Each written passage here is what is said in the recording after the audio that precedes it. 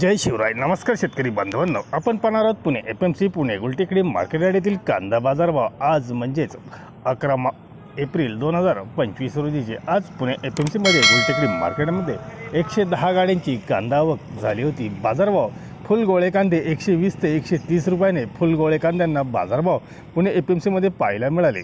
तर कांदे मीडियम 100 ते 120 रुपये असा मीडियम कांद्यांना बाजारभाव होता। गोल्टागोल्टी 70 ते 80 रुपये तर चिंगळी 40 ते 50 रुपये असा बाजारभाव होता।